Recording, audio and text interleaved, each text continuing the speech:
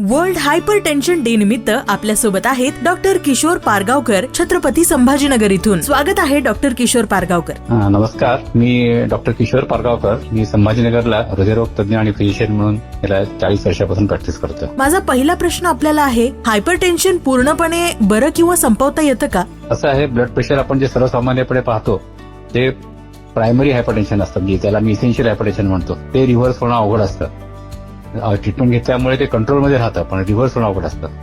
काही लोकांना secondary hypertension असतं, म्हणजे काही कारणामुळे ब्लड प्रेशर झालेलं असतं.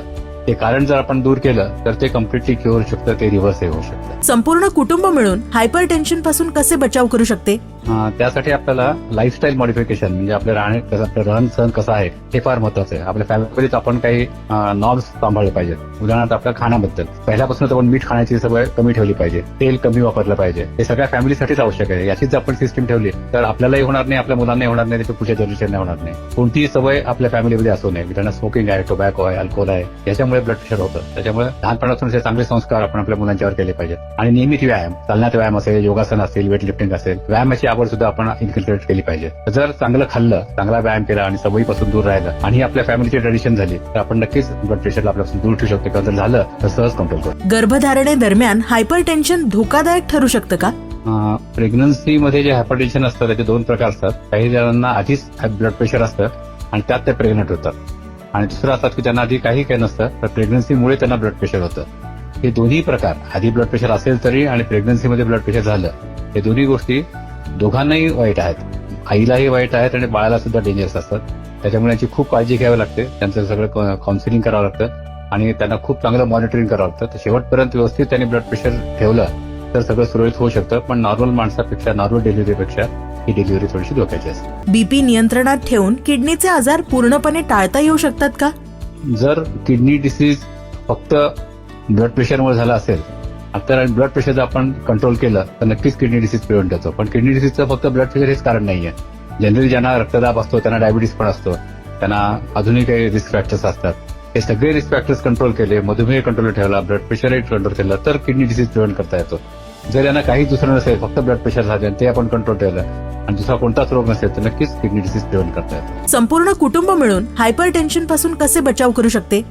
त्यासाठी आपल्याला लाईफस्टाईल मॉडिफिकेशन, म्हणजे आपलं आपलं रहन सहन कसं आहे हे फार महत्वाचं आहे. आपल्या फॅमिलीत आपण काही नॉर्म्स सांभाळले पाहिजेत. उदाहरणार्थ आपल्या खाण्याबद्दल पहिल्यापासून आपण मीठ खाण्याची सवय कमी ठेवली पाहिजे, तेल कमी वापरलं पाहिजे. हे सगळ्या फॅमिलीसाठीच आवश्यक आहे. याचीच आपण सिस्टीम ठेवली तर आपल्यालाही होणार नाही, आपल्या मुलांनाही होणार नाही, त्याच्या पुढच्या जनरेशनला होणार नाही. कोणतीही सवय आपल्या फॅमिलीमध्ये असू नये. उदाहरणार्थ स्मोकिंग आहे, टोबॅको आहे, अल्कोहोल आहे, याच्यामुळे ब्लड प्रेशर होतं. त्याच्यामुळे लहानपणापासून चांगले संस्कार आपण आपल्या मुलांच्यावर केले पाहिजेत. आणि नियमित व्यायाम, चालण्यात व्यायाम असेल, योगासन असेल, वेट लिफ्टिंग असेल, व्यायामाची आवड सुद्धा आपण इन्कल्केट केली पाहिजे. जर चांगलं खाल्लं, चांगला व्यायाम केला आणि सवयीपासून दूर राहिलं आणि आपल्या फॅमिलीची ट्रेडिशन झाली तर आपण नक्कीच ब्लड प्रेशरला आपल्यापासून दूर ठेवू शकतो, किंवा जर झालं तर सहज कंट्रोल करू. गर्भधारणेदरम्यान हायपरटेन्शन धोकादायक ठरू शकतं का?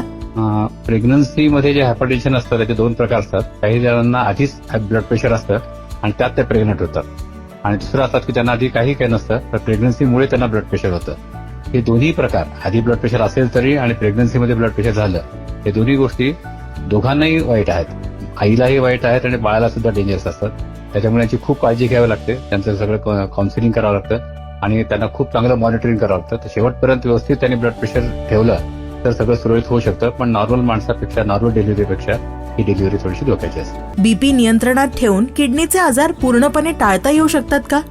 जर किडनी डिसीज फक्त ब्लड प्रेशरमुळे झाला असेल तर ब्लड प्रेशर जर आपण कंट्रोल केलं तर नक्कीच किडनी डिसीज प्रिव्हेंट होतो. पण किडनी डिसीजचं फक्त ब्लड प्रेशर हेच कारण नाहीये.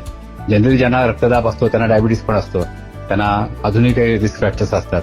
हे सगळे रिस्क फॅक्टर्स कंट्रोल केले, मधुमेह कंट्रोल ठेवला, ब्लड प्रेशरही कंट्रोल केलं तर किडनी डिसीज प्रिव्हेंट करता येतो. जर यांना काही दुसरं नसेल, फक्त ब्लड प्रेशर झाले ते आपण कंट्रोल ठेवलं आणि दुसरा कोणताच रोग नसेल तर नक्कीच किडनी डिसीज प्रिव्हेंट करता येतो. वर्ल्ड हायपरटेन्शन डे निमित्त आपण लोकांना काय संदेश द्याल?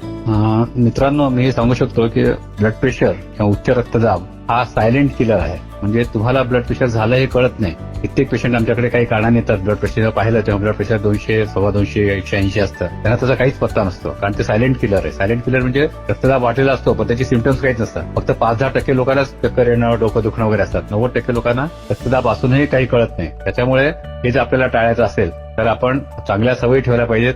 त्याआधी सगळ्यात सुरुवातीला आपल्याला ब्लड प्रेशर झालंय की नाही हे आपल्याला कळलं पाहिजे. म्हणून नियमित तपासणी करा आणि आपल्या डॉक्टर जे सांगतील त्याप्रमाणे आपण वागायला पाहिजे. म्हणजे आपले मोठे रोग आपल्याला पुढच्या आयुष्यात होणार नाही. A public awareness initiative for healthy India.